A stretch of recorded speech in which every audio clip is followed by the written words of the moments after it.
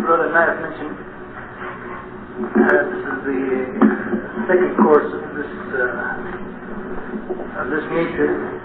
Actually, we didn't finish the other course, but for some reason, in Naif's wisdom, we decided to jump ahead to Usul al-Fiqh. For me, in particular, this course is going to be more difficult than the last course, because the last course I was using something I'd already written as the text for this course, and each week I'll have to prepare the lectures as we go along. I have a syllabus or a reading list for the course, as also we had in the Hadith course. The only problem in the Hadith course, we had English text. Until now I'm still looking for a suitable English text for this course. What we might have to end up doing is I'll just be xeroxing articles from different magazines that discuss the topics in English, and I guess I'll have to make 3 copies. That's enough.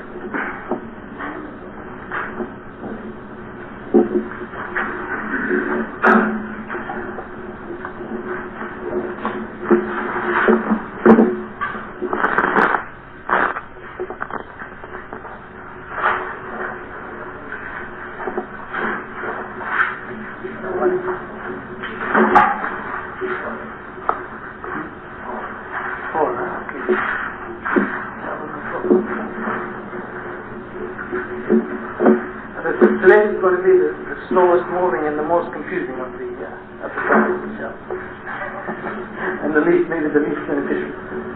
I think it's something that we have to go to.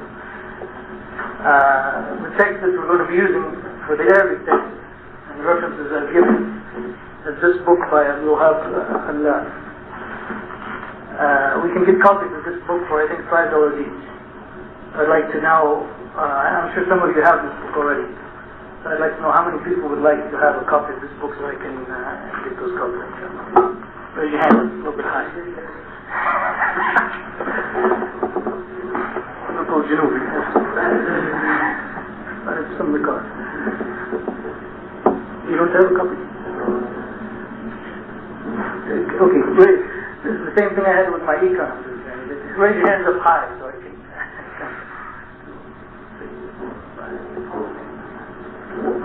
I'll get to about 12. Everyone. Okay, we're also going to have in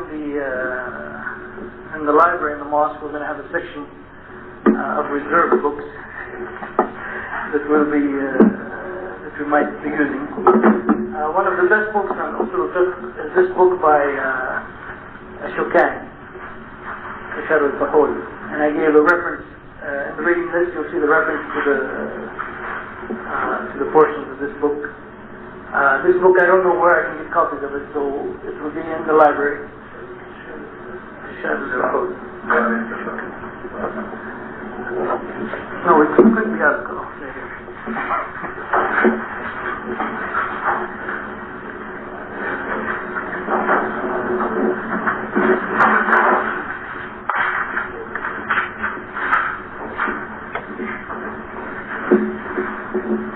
The only thing you missed so far, the importance of yes, is that there's going to be a fee for the course.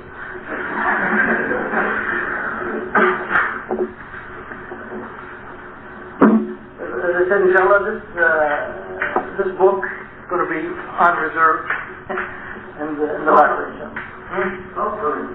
inshallah.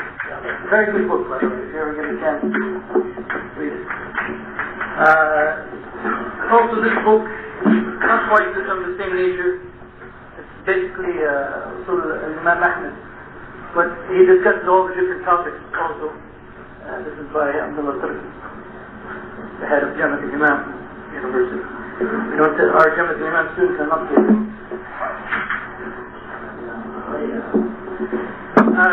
Actually, as in the Hadith course, I really don't think that we're going to finish all of these topics.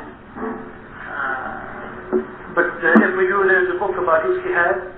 It will also be on reserve by Nadia al-Umri, which is, I think, Abdullah Turki's wife. I try to keep them all related to each other. And here's the book in English. Islamic legal philosophy. This is the last part of the reading list. You'll see the purpose of the Sharia, or maqasid al-Sharia, which is basically related to Imam al-Shatibi's work, al-Muwafaqat. Now this is a PhD dissertation from some place in the United States, I don't remember where. This is a study of Imam al-Shatibi's usul al-fiqh. And also in the library, we'll be having this book by Muhammad Abu Zahra, which is the development of the different madhab, which is also one of the last topics that I don't think we'll be getting to, but inshallah this will be and then there will be some other books there inshallah that I will put in the next few days. Is the reading list pretty clear? Any questions so far? If you remember, for those of you who were in the hadith class, in the hadith class we just kind of jumped right into the topic and we didn't really have any preliminary discussions.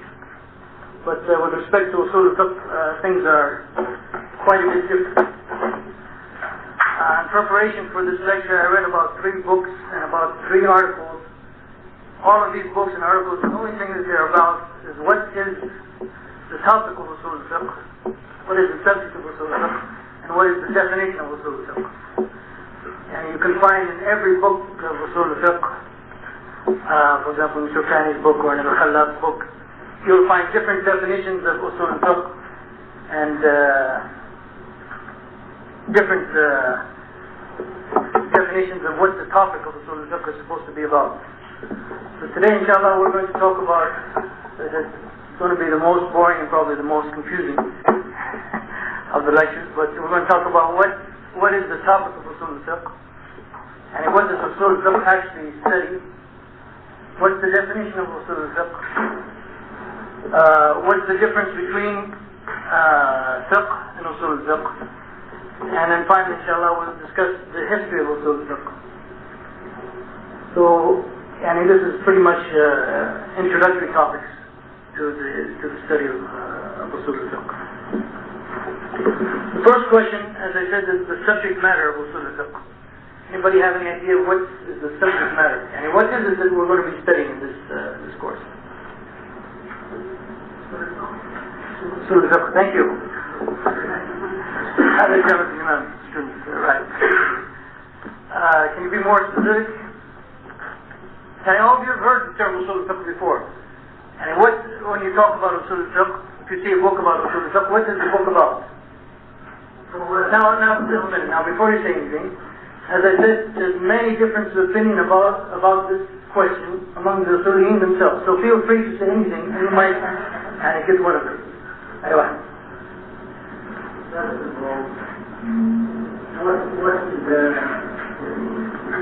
is the reason behind all these ahkam sharia, and from where these ahkam?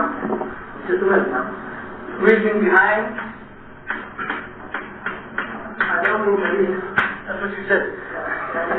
The reason behind the division of ahkam sharia. Why? Division of الأحكام الشرعية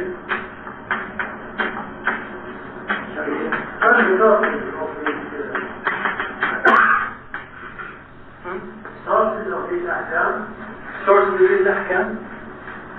Is this meaning also? Okay, there's also a big discussion. If you read the books on usul al-fiqh, sometimes the books on usul al-fiqh they get into topics which are kind of strange. Is it possible for science to have more than one topic? If you say yes, then you can say this. If you say no, then you can't say this. And some people argue, such as the other philosophy and other things, they said that every science can only have one topic. It must have more than one topic. That's what they said. Okay. What is the rule sharia, which is different from the you have to follow to get the Qur'an. So the rules you follow, that's what you're saying here? Rules you're following to get.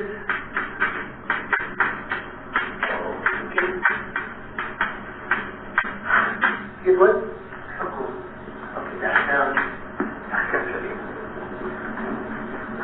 Anything else? And maybe something, another just to experimental with science. We have something for to reach. Sounds good, let's understand. And you have to set something, any goal or standard to reach. Okay. Yani we have adilla or sources of evidence. Okay. What, for example, are the adilla? Qur'an, for example. Well, okay.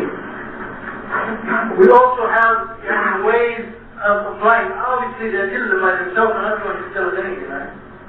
The adilla exists. But we have to figure out some way of using this evidence to get to some conclusion. What do we call it? No. What do we call these rules?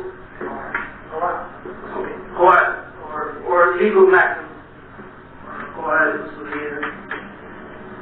or legal maxims. Actually, this is not very good. And we go from the adilla to the qawa'id to get what? To get the ahkam. To get the ruling on particular things. Okay, now I'll ask you the question again. Forget what is written up there.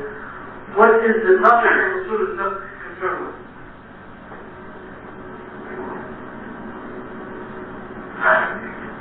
Going to the board.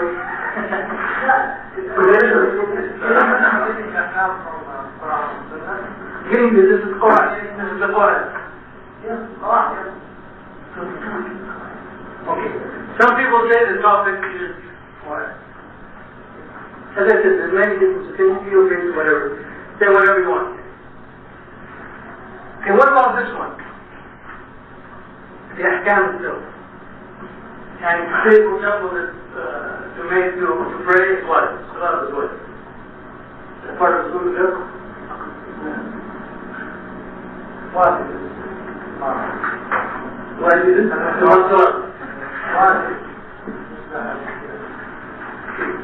The ahkam itself are actually, if someone called Sadr al-Sharia, who wrote an excellent book on Sunnah Fiqh, he included the ahkam as part of the topic of the Sunnah Fiqh. Okay, so it says anything you say, someone has said it, but most people say no. Okay, the ahkam itself are not part of Sunnah Fiqh. It's not what we're going to be saying. Okay? So, this is out. We want to read there. This is stuff. We'll get to the exact definition of the wrong. Now, what about these two?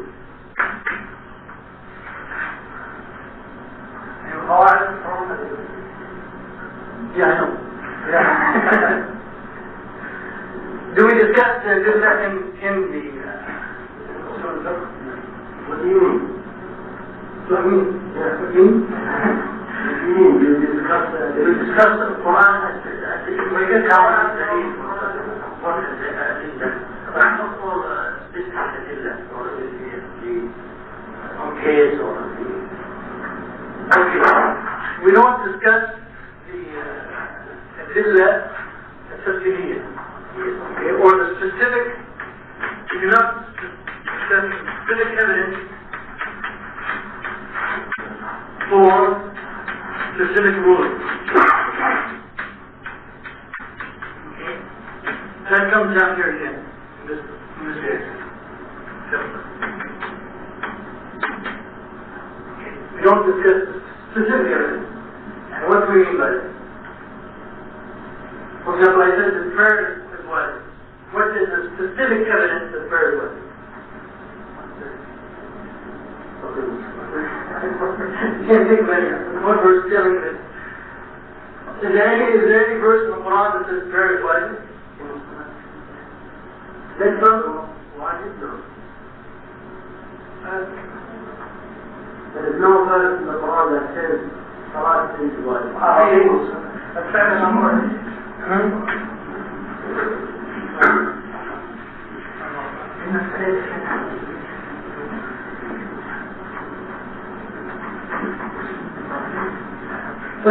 We have specific evidence. For example, in the Quran, Allah subhanahu wa ta'ala says, "Aqimu as-salat." And actually many hadiths of the Prophet, and so on, and so forth. These are specific evidence for specific rulings. And specific evidence that salat is what? Aqimu as-salat. How did we get from this to here? Is by usul al-fiqh.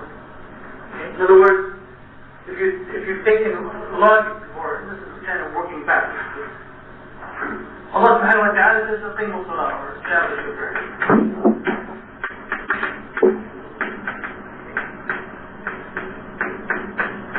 I'm actually kind of jumping ahead of myself here. Establish the prayer, and once you get from that, saying that prayer is what? Okay. So this is your conclusion, and this is what's your minor terms or your major terms.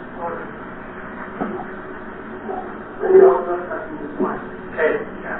The missing step here, the missing point is qaida usuliyya. The thing that gets you from the particular evidence to the conclusion or the ruling is one of these legal maxims. And this legal maxim is in the Quran, when it says aqimu as-salat, this is an order. And we know that we know from the Arabic language, and also there's other evidence from the Quran Sunnah, that when something is ordered, that means it is obligatory.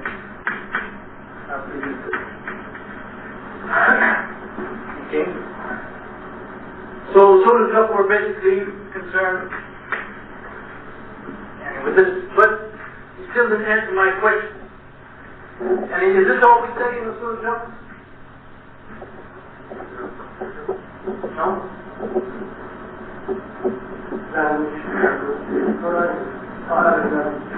This is the Arabic language, and we derive these qawa'id that say they have to have some evidence for it. One of the evidence from the qawa'id language. And then go back to this question. Do we discuss adillah? Look at your syllabus. I want to give it away. What's the first few topics? Quran, Sunnah, Ijma', Qiyas, what is Ijma'? They are the adillah. And in usul al-fiqh, you also discuss what is acceptable as adillah and what isn't. What is acceptable as evidence and what isn't. So what this is be discussing for the topic of usul al-fiqh, and the strongest opinion, is that it includes both adillah and the Quran. We can't specific masajid al-ahkam. Everyone does this. What they use. So is that all? Okay, so there you go. Someone's catching up. So here we have the adillah and how to use it, the adillah. Alright, let's go. It may not be that long.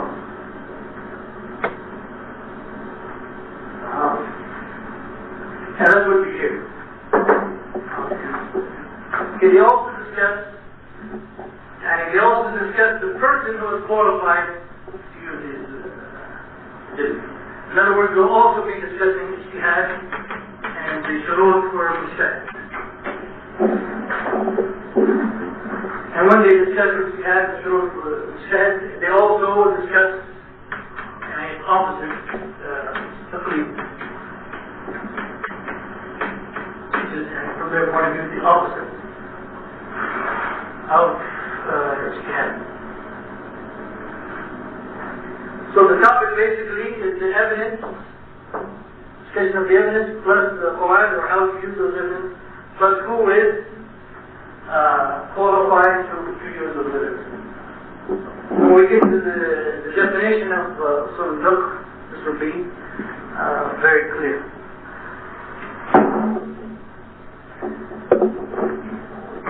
Any questions? Is that clear?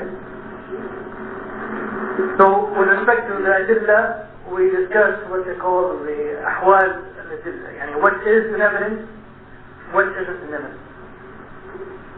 What should be accepted as evidence and what shouldn't be. Secondly, they discussed the qawaid or how to use the evidence. Thirdly, the person who is doing the derivation, the mujtahid. And the Hanafis usually add a fourth category, and that is they also discuss the nature of the muqaddam, who is responsible for performing deeds and who isn't. They also throw that in as part of the topic of usul al-fiqh. Any questions? So far, so good. So from this, can anyone give me a definition of usul al-fiqh? I can give you 22 definitions. I have them written down somewhere here in my notes. Some of them are unbelievable. But usul al-fiqh, as the definition of usul al-fiqh, we can look at it in two ways.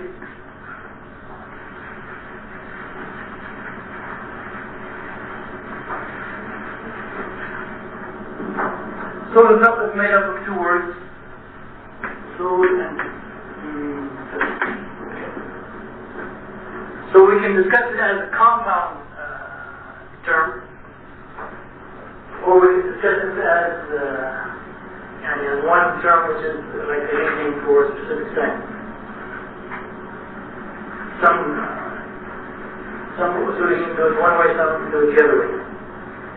So what's the definition, for example, of usul? Your language, what's the definition of usul? Are you with us today? Yeah, fine.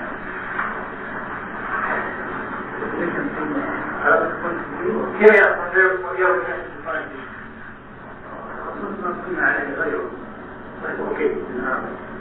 Okay, what is we're on something else is built upon. As old style English, we're on something else is built upon. Actually, the usuliyin, they came up with, from a linguistic point of view, they came up with 12 definitions. This is the first time that you really, just to get to the time, you have to go through a lot of stuff. They came up with 12 definitions of linguistic definitions for the word usul. And as Suki pointed out in Jamal Zarabozo, most of these definitions you won't even find them in the Arabic dictionary. And there are things that the usuliyin themselves found. But there's also some specific terminology meaning of usul.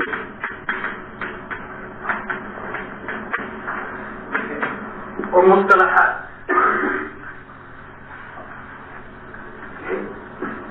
Usul sometimes can mean adillah. They will say sometimes the usul for that is a kitab or a sunnah. Usul can sometimes mean the evidence. We talked about it. They'll say that the usul or the evidence for that is a kitab or a sunnah. What else can it mean in specific terminology?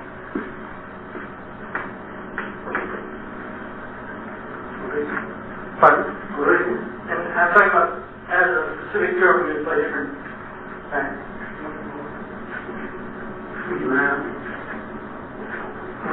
No.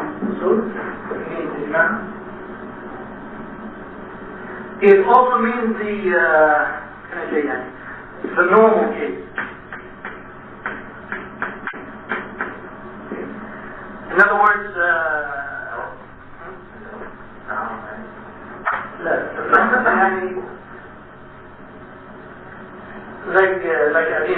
sometimes if like you can make wudu, or if you don't have water, you make you do something without water as opposed to the effort where you have to use water. And it's the normal case. This is also used to mean what? It's also sometimes used to mean legal or math or principles.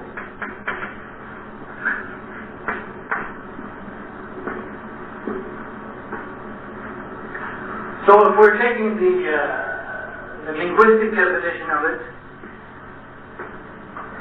it means that when we're talking about here, when we say usul al-fiqh, we're talking about the thing that fiqh is built upon. If we're going to define usul al-fiqh as a compound term, and we're taking the linguistic meaning, it means the thing that fiqh is built upon. But some people like Al-Ghazali, in Al-Mutasfa, he said that the meaning of usul here is the jizza. In other words, this is the jizza or the evidences for fiqh.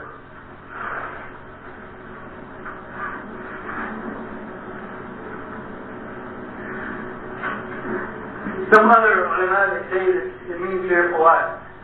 Or when we say usul al-fiqh, we're talking about the qawaid of fiqh. What's the meaning of fiqh? Again, choose any one if you wish.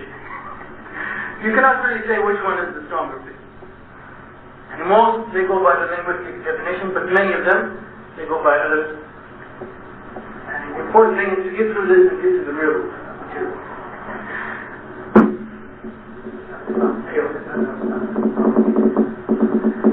يعني هذا الخلاف الأصل. Have you ever heard of this?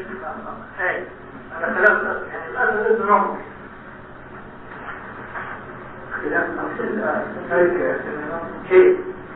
يعني this is not the linguistic meaning here. When you say أصل. The linguistic meaning, as the Professor said, is the thing that is built upon, or the thing that may be built upon. The normal case for wudu is the wudu before preparing for salah. But the abnormal case and also, by the way, sometimes means Rajah, or the stronger opinion.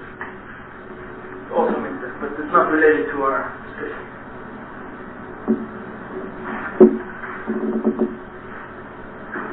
Okay, that's this word. What's the definition of this word? What's the definition of it in the language? It means understanding. Fiqh means understanding. When the Qur'an is used many times in different ways, meaning understanding. Sometimes it means detailed understanding, but most of the linguists they mean understanding. Okay. And also in the early years of Islam, it meant also understanding. For example, when the Prophet ﷺ, what did he say for concerning Ibn Abbas when he made dua for Ibn Abbas? Say louder. Say the same word as number. He asked Allah subhanahu wa ta'ala to give Ibn Abbas understanding in the deen. That's also the hadith with the general meaning of understanding. Ibn Abbas himself used the same term fiqh to refer to Islamic science. That was the first time that it started to be limited. Ibn Abbas said, it was good if you go to the mosque and you learn, I think he said, Loga, wa Tarikh, wa Fiqh. And he's talking about Islamic science. But the way he used it, the way it was used by the Sahaba, included Aqidah, included all of this nonsense. Over time it became can be more specifically related to what we know it now.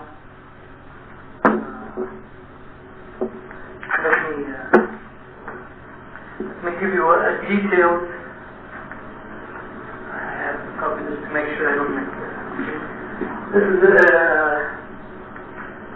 perhaps the best definition of fiqh, as known as a specific type of terminology. Please excuse my Arabic writing. I think, inshallah, this will be the last time you're seeing it right now. I get these definitions out of the way and the rest will all be in English. But I think I was sort of used to write from the hadith.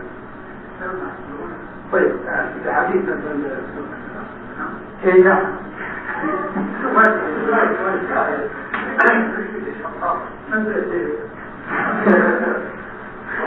I know it's not difficult. All the little children in Arabia, they write. No, the problem is people tell me this.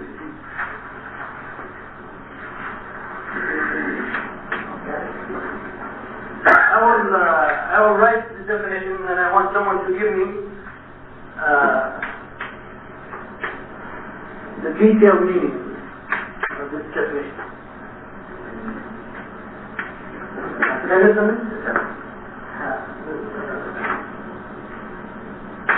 That way?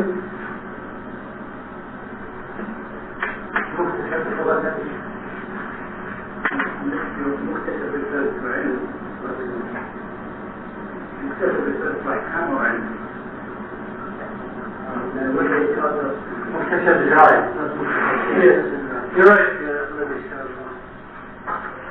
That means that was right.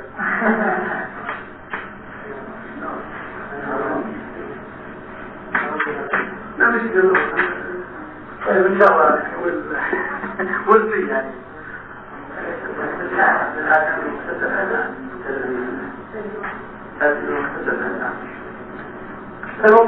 You know it's right whichever way you like it. Yeah, with no school, and plenty of school. Take your choice. They're both from Jamal Zarabozo, there's no problem. Before I translate, we'll go through each. If I translate it, then they'll know what each thing means. Okay, who wants to give us an explanation of this, what each term means?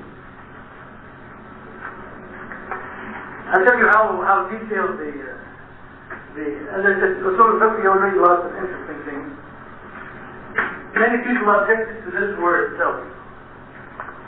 They said you can't use Arab here. Why? Knowledge. Which is another Arab.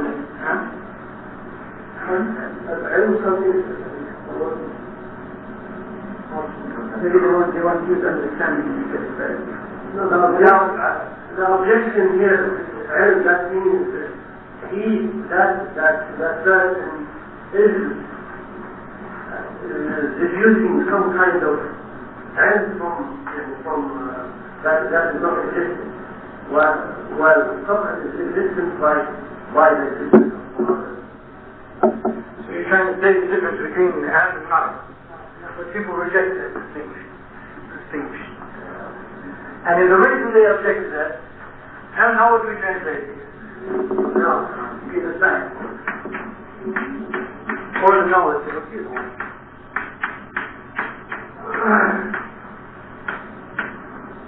The reason they object to it, some people object to it, is because ilm implies that knowledge is something definite.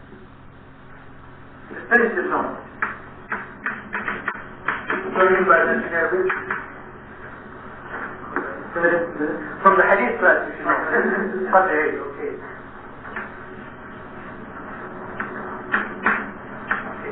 I'm not going to go into detail about this, but they're saying that the ilm al-ahkam al-shari'ah many times it is zanni, it is not qadri, so you cannot use the word ilm. You can read Razi's refutation of that. I will not go through. Okay. بالأحكام, what's أحكام? Rules. Very good definition. rule or law or value. Okay, ahkam includes, by the way, you can say there's such thing as ahkam related to engineering. Right? And there's ahkam related to accounting. So this is a general term and includes all of that. So we have to include other things to restrict. Okay, the first thing we include is Sharia. This is basically what we're doing here is we're restricting this term, which could apply to engineering, could apply to accounting. We want to restrict. What do we mean by Sharia here?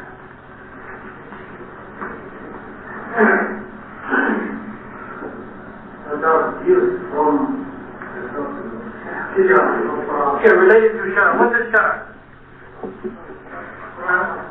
Okay, this is Qur'an. It includes also Aqidah, right? Well, Aqidah is not part of Fiqh. So we have to, again, include something else to get rid of Aqidah and Akhlaq and these things. So this term. So all these terms, they have a reason for being there. Aliyah, what does this mean? Practical, not practical. Practical. Or things that you actually do. Okay.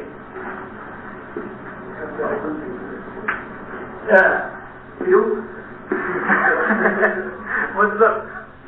Well, why do we throw this term in? What does it mean?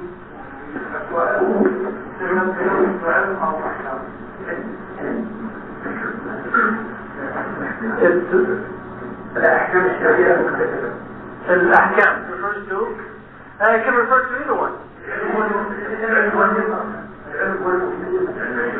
Hey, it refers to Ahkam. It could refer to Ahkam. Because of the following line shows that it's referring to Ahkam.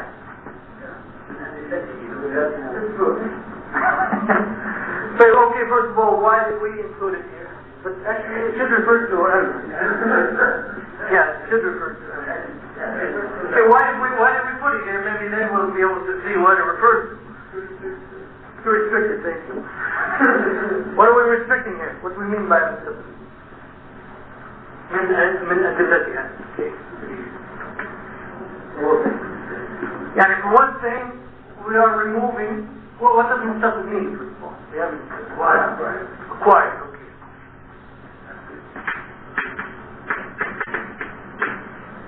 Acquired from the individual evidence, or the particular evidence. Okay. What are we trying to get rid of here? What are we trying to exclude? As they say, every definition has to be what? Okay, so and we want to exclude those things that don't belong and include those things that do belong. What are we trying to exclude here? How can we exclude already?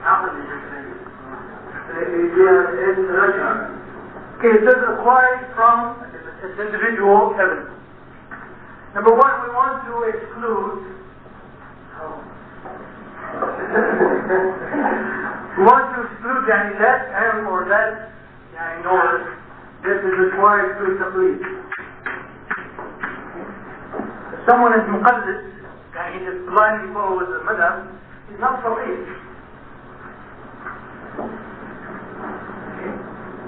So by this term we are excluding anything that we know by taqlid.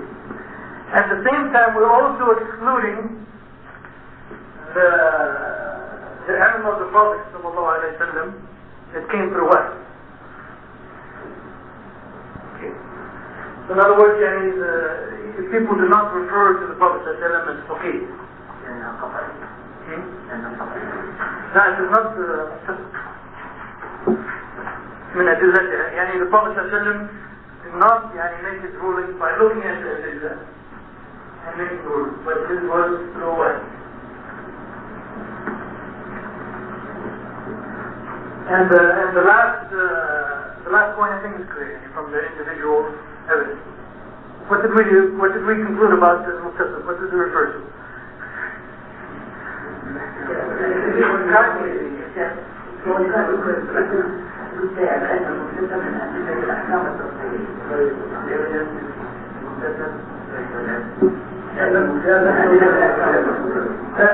You could, if that's the right meaning. You could say العلم بالأحكام المقتصد التفصيلية والسلوك والشرعي والعملي. They're talking about how you get the ahkam. And the ahkam are only acquired from a principle or natural adilla or separate ahkam. But only one way you cannot put the four cases. We conclude the first of all ahkam. Because the ahkam are acquired from the individual evidence. I told you I read 3 books for the definition of usul al-fiqh. I didn't know that one. You can analyze the definition and you said some people decide.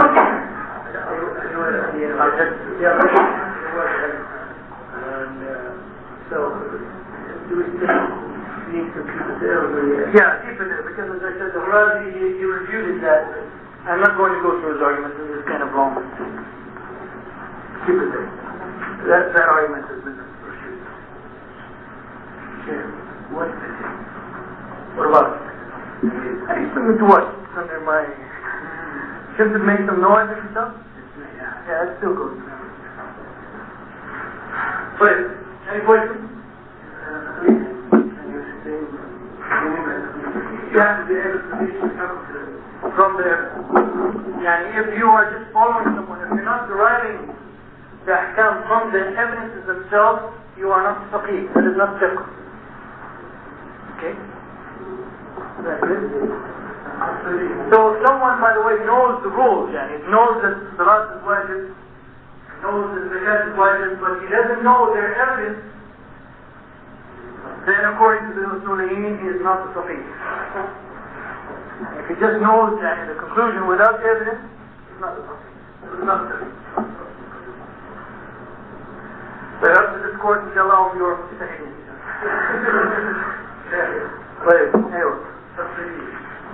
Now, we discussed that before. Specific evidence or specific rules? In other words, not complete. For example, if you want to know if a specific type of business transaction is halal or haram, so you go back to the specific evidence that is related to that transaction. هذا تفسير. Can you give an example to show this definition? Just an example to show us every word in the definition. An example to show you every word in the definition. To show us how which I can put and visualize. For example, salat is what?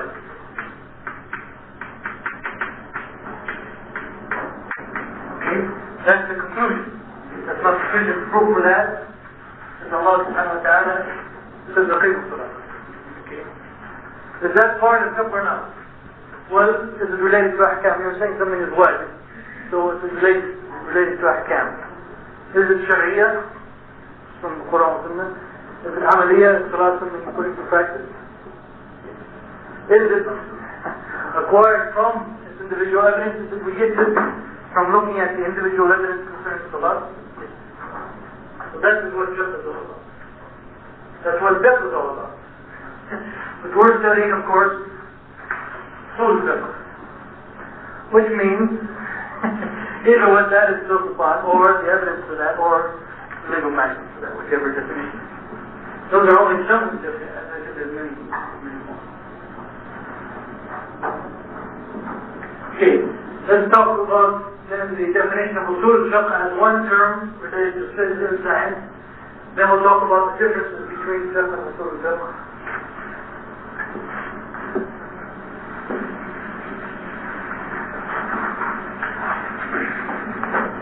Again, the definition of usul fiqh also for this term. The definition just of fiqh, right? That definition just a fiqh. Or another way of looking at usul fiqh is that this is what this ilm is built upon. Or it is the qawaid for this ilm. Whatever any way you want to think of it. Okay. Definition of usul fiqh as a separate science by itself, not thinking of the term as a compound term.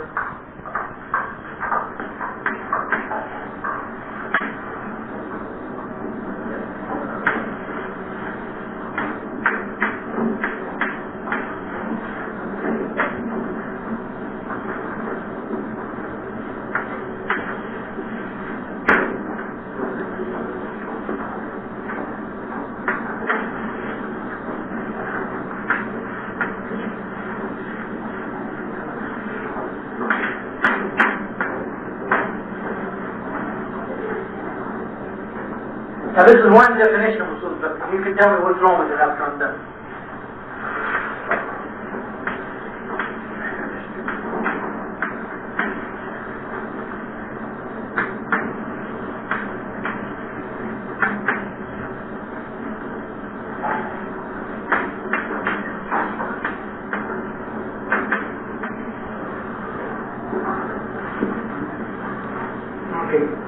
It is the legal maxim, the qawaid that we use in order to derive the Sharia ruling from the evidence.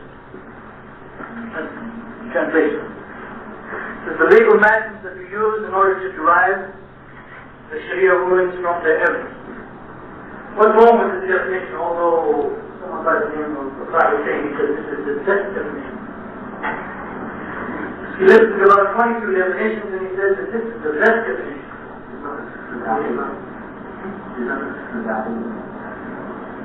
Not to exclude that. Prophet shows us Bible.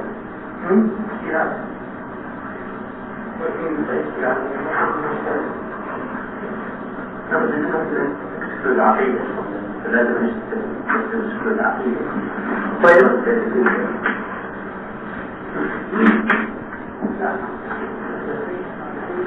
That's one problem with it.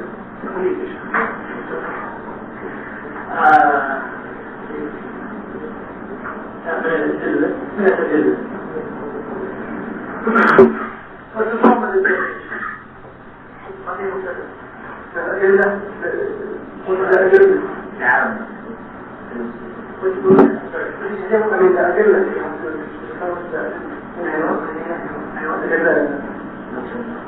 What did we say in the topic of usul fiqh? What did we conclude? And in other words, this is taking one way of looking at usul fiqh. Remember I said before when we talk about topic, everyone has different opinion what's the topic. This is one way of looking at it. What's he talking about here? We said that. Okay, and by this definition? Okay, by this definition, he's taking the point of view that qawaid is the only topic of usul. But that probably is not the correct view. Qawaid also is what qawaid. So a better definition is one by which I don't have in Arabic, so I have it somewhere here. Pardon me? That is yes, come on. Okay. I have it somewhere here in Arabic, so I'll give it to you in English. He says that the usul fiqh is the ilm or the knowledge, the science of the general fiqh evidences, the general fiqh evidences, and how one is to benefit from them. Okay, in other words, and how benefit from them is the qawaid. And the conditions for the one who is to benefit from them.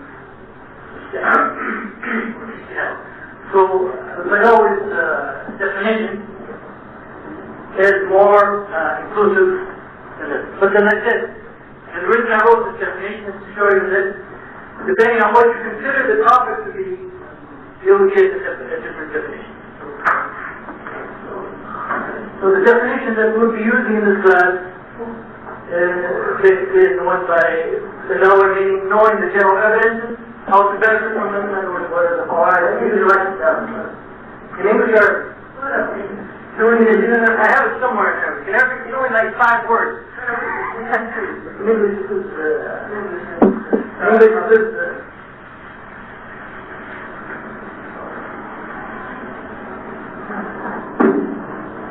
okay, the definition that I say is the best after reviewing all 23 and rejecting Pharaoh's conclusions. This is the knowledge, the science of the general evidence. In general here, the reason we put general evidence is because we're not talking about specific evidences for specific points of view. We're talking about evidences that apply to everything.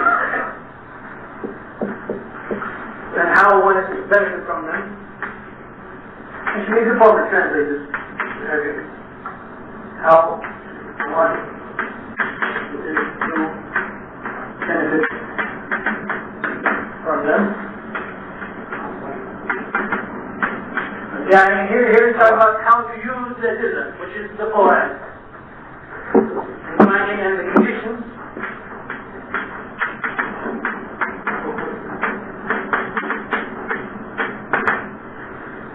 And the conditions for the one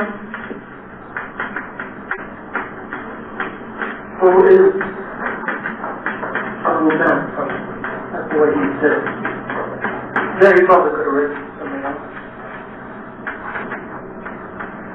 So the last part of the definition is related to ijtihad or mujtahid, conditions of mujtahid. And the conditions for the one who is to benefit from it. In other words, we're also concerned with who is mujtahid and who is qualified to use mujtahid. Why is that important? Why is it so important? Because I think the Usuli, they want to discuss 2 important topics, ijtihad and taqlid. So the only way to discuss ijtihad and taqlid is by throwing it in there somehow. That's the way they do it. That's the way it is. أنا في أدلة قواعد عن المجتهد في كل علم. No, but they all well, this one is a kufiya. So what is قواعد? Qawa'id, and how one is to benefit from them. And you benefit from them by applying the Qawa'id. So could it be another example of the فقيه الكلية وكيف يستنبط عشان example? No. This part here, I remember, وكيف يعني يستفيد منها ولا something like that. وحال المستفيد or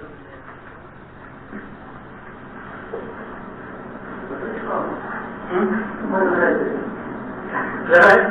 I wasn't paying close enough attention. Okay, now we get the relationship between usul al-fiqh and fiqh, and what's the importance of fiqh. What's the importance of usul al-fiqh.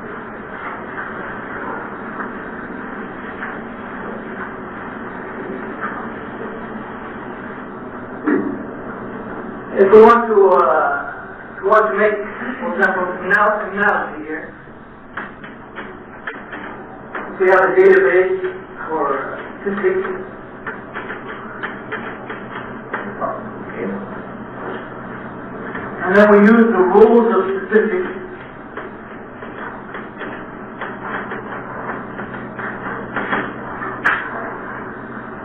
to get what?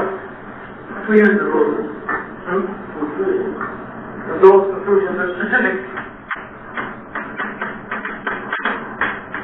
results, right? Like, for example, parts where even the average and the means are all by applying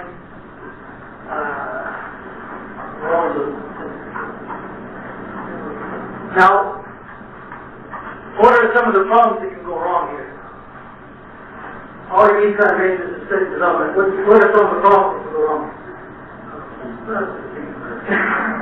And all of you will fail your first course statistics, what are some of the things that can go wrong? Okay, insufficient data.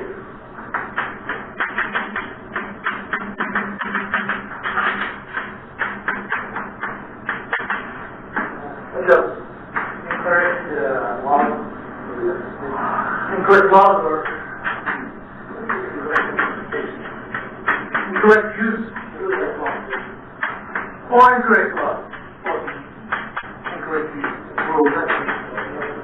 In other words, for example, on the mathematics exam when you have to get R squared and use some formula which is wrong, you get some number but it's not correct. What else?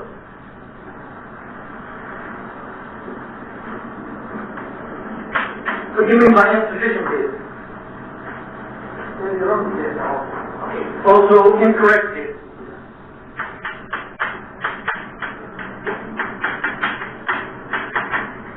Now there should be some reason why I'm doing this. How do we apply this? How can we apply this to sort of stuff? And the relationship to the specific roles could be used as a book. Specific roles, okay? This is what we're aiming for. And of course I don't have to define it because it's already individual.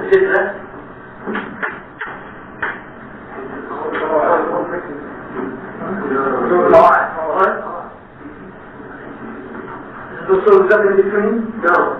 Alright. It's from Battle Singh. We rejected that definition. Right now, he's just going at every word he says. These are the laws on the legal or the match or the principles to use. Usul would be the law, not some of that is. Usul al-fiqh, by our definition, includes all of this.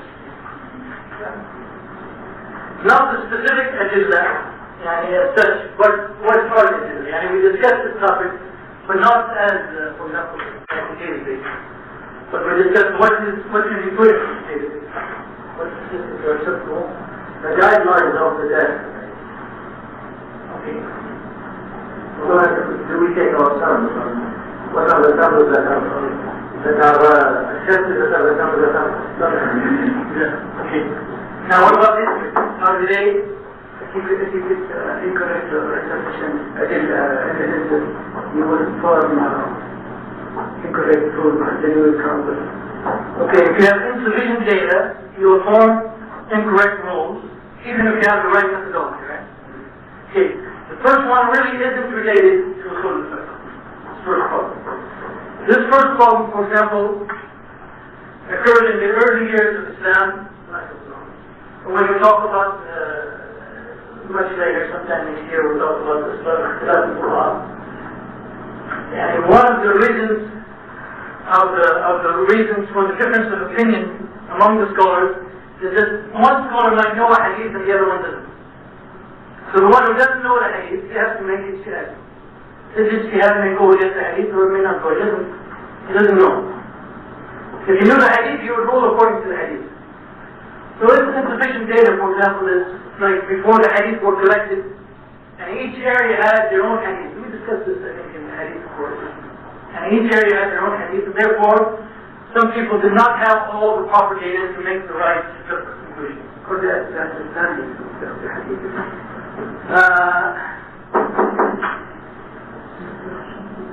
Okay. So this is not really related to the first one. What about the second one?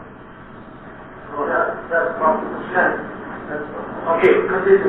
Anyway, this is the second one is really applying the correct qawaid.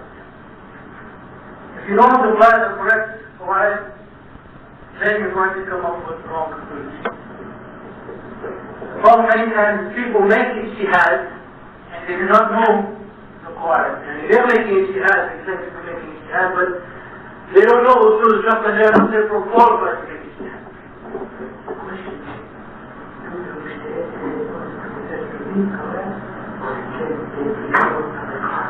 No, these qawaid, as we talk about, they're all based on the Qur'an and Sunnah. وَلَوْ اللَّهُ. But maybe, no. After the Prophet says, they use it as correct. Oh, some of them are just hadith, for example. The exact hadith is the Qur'an. What's the example of that? It's like against the Qur'an for you. And with the Jews from Qur'an and Sunnah and Lola.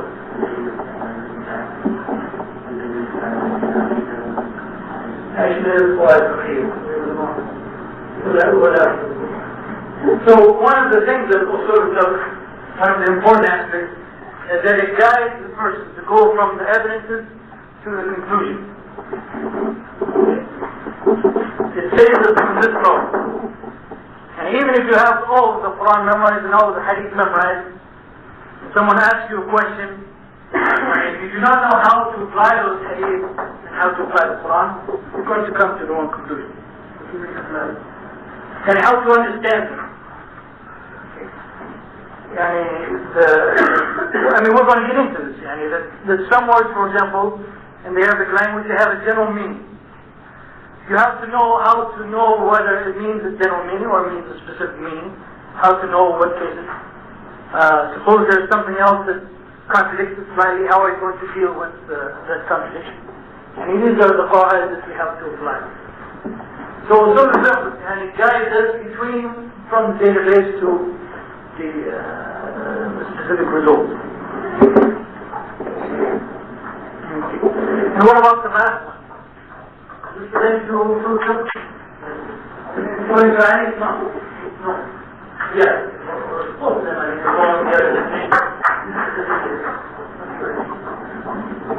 Okay, the last one. Incorrect data. How is that announced to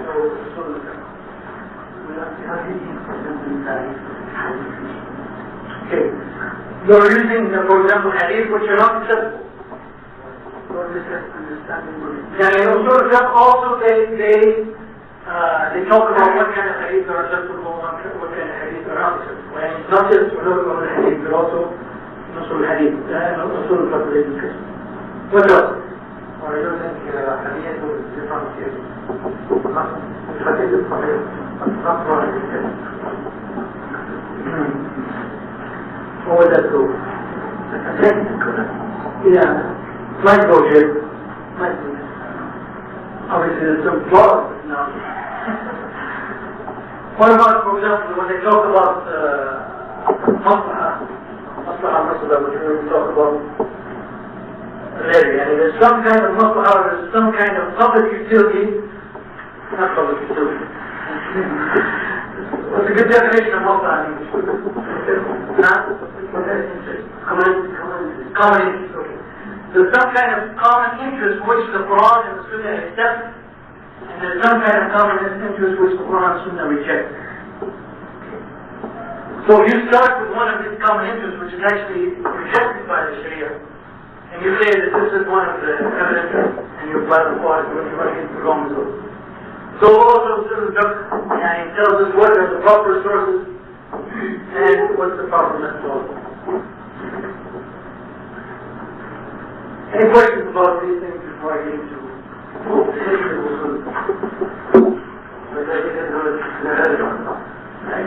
I can just class early. When you said there are many definitions, do you mean all those definitions are only one? No, basically they all have some problem with it. Like for example, one of the definitions may not make this condition. If it doesn't make this condition, then it's not a sufficient definition because it allows things that do not belong to them. Or like in the example I gave, the one I wrote on the board, it's just that the qa'id that you use to write. From what we said earlier, we said he's taking one view of what usul al-fiqh is, and we're taking another view. You cannot say it's wrong, obviously. And if you want to say that usul al-fiqh are just the qa'id, you can say that, and there's some ulama who wrote books on usul al-fiqh following that point. But if you're going to say like what I am saying, we're going to say here, this is the qa'id and the definition of what's not the adillah, then that definition isn't. So some of the definitions have some problem with them. Like the example I gave over there. And others are just defining it in a way different from what we want. And that's why you have to translate. No. Now this thing as I want to talk about now, the definition of usul al-fiqh came a long time after the For your third point, does it include the fact that one may not know the context of the version or hadith and apply it? You may know that hadith is not the context. Yeah. So, this might be related to the Qur'an, because one of the Qur'an is you have to understand the adillah and their context. Is it something specific or not? In general, the context doesn't make the adillah specific, but in some cases it does. So that's related, I guess, to the Qur'an. What do you call all these trees? I don't know, I just made this analogy up. Don't expect it to be exactly 100% correct. I said, what are some of the shortcomings we can have here? I don't know, number 1, 2, 3, what do you call them? I call this one number 1. Yeah. What are some of the problems that can occur up here? With statistics. Actually, we did this with statistics. We made an analogy.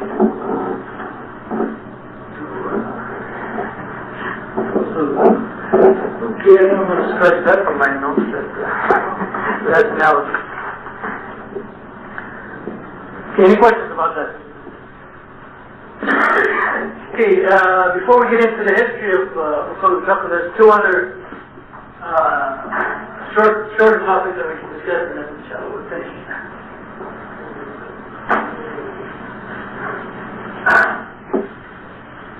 Okay, usul al-fiqh is basically based on three things.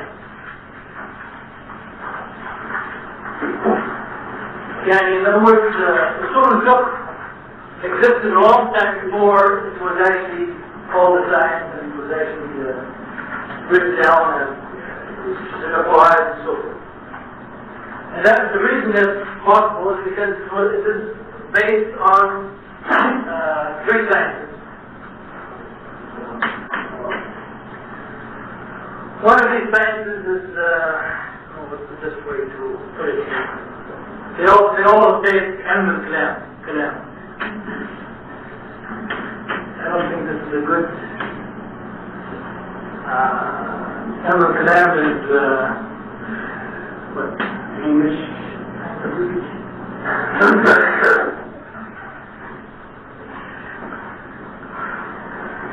That's why I'm saying ilm al-Quran is sportsmanship. I'm a lady, that's it. You can tell any time in the past. Huh? No, this is social theology.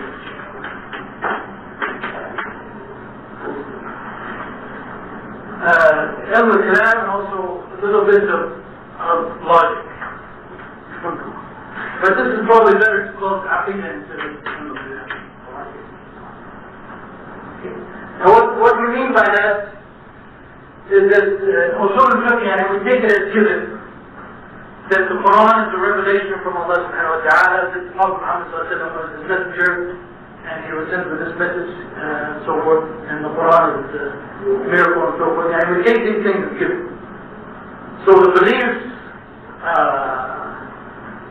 of Islam we take them as given. They are related, some of them are related to usul al-fiqh.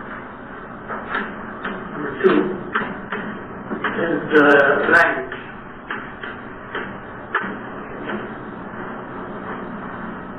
Usul al-fiqh existed before it actually was considered a science by itself. One of the reasons that's possible is because much of it is based upon the Arabic language. The Quran was revealed in Arabic, and the rules of the Arabic language apply to the Quran. That's not the Quran. These are the three sciences that usul al-fiqh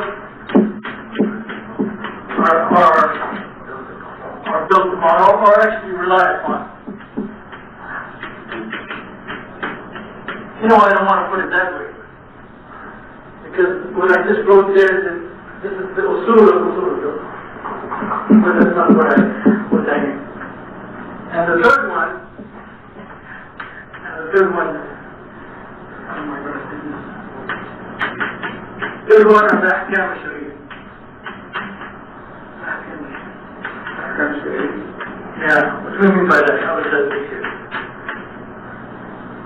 How the course should it be? And before you study any science, you should have an idea of what that science is. And you should have some conception of what that science is about. And before you study any science, usually you have a conception. Also, before you get into usul al-fiqh, or before they derive usul al-fiqh, there has to be some conception of what the Sharia is all about. What are the aspects of the Sharia, or what are the aspects of life that the Sharia talks about, and so forth.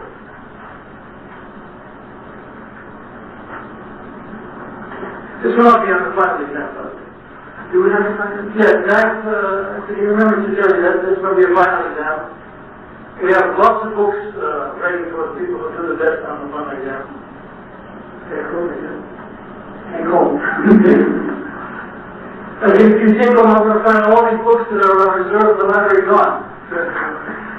That's the law students who attend the library. They're very competitive. And when anyone finds the case that they're looking for in the law books, he just rips it up. And no one else can come along and get it.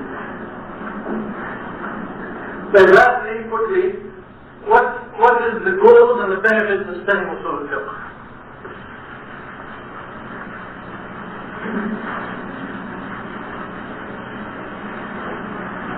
To become a Muslim. What are the goals and benefits of studying usul al-fiqh? Quickly. What are some of the benefits?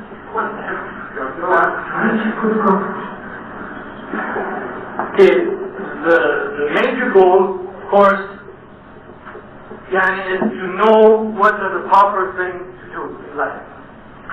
But we do that in order to gain the pleasure of Allah subhanahu wa ta'ala. So the actual goal behind it is to gain the pleasure of Allah. And by knowing what to do in this life. That's the actual goal behind it. But there's many other, it's called side benefits. For example, quickly. Why are you here? So you expect that there's not going to be any benefits to usul al-fiqh. Why are we having this class? You know what? It stands us to judge what I've said. Okay. And we can weigh different opinions. We understand how weigh different opinions. Also understand how the ulama reach their conclusions.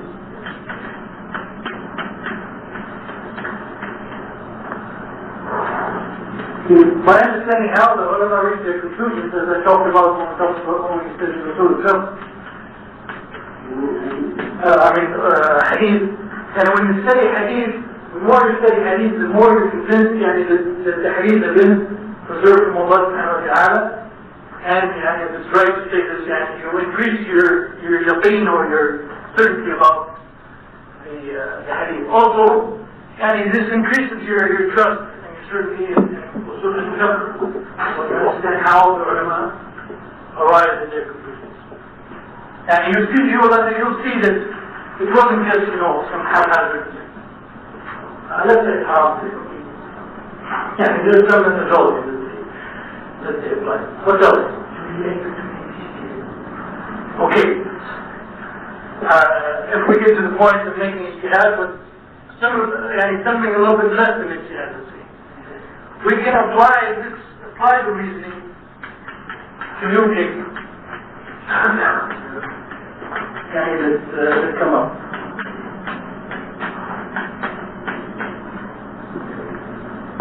We can apply the reasoning to excluding. يعني اجتهادي. يعني we're making qiyas on what they did. In other words, and we studied, for example, what they said about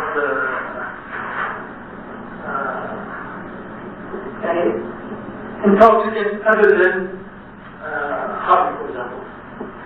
We see that they said these other intoxicants are also haram, and we see their reasoning. So therefore, when we come to cocaine or crack or ice, we implement the same techniques.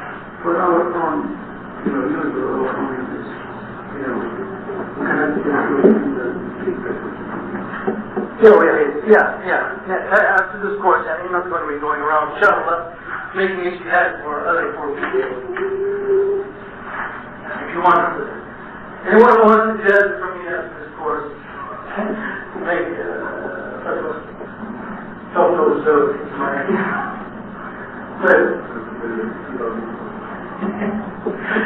also, it gives us the limits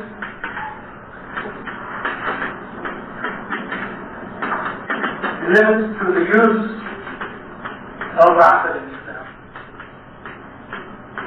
or human reasoning.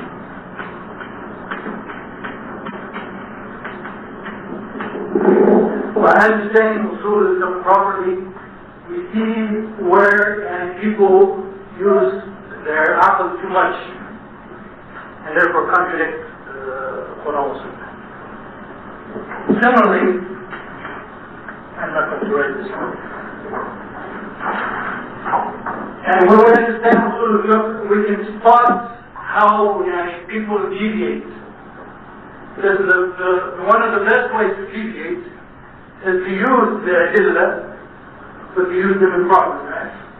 That's the way most of the groups deviate. They bring the adillah, or what they claim to be adillah, and they misinterpret them. Or they interpret them the way they wish. So for example, nowadays, there's many people who say that it is halal to put your money in bank to get payment, to get interest. What's the reason? Many times.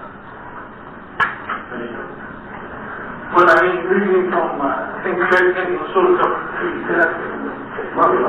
sometimes maslaha, sometimes dhurura.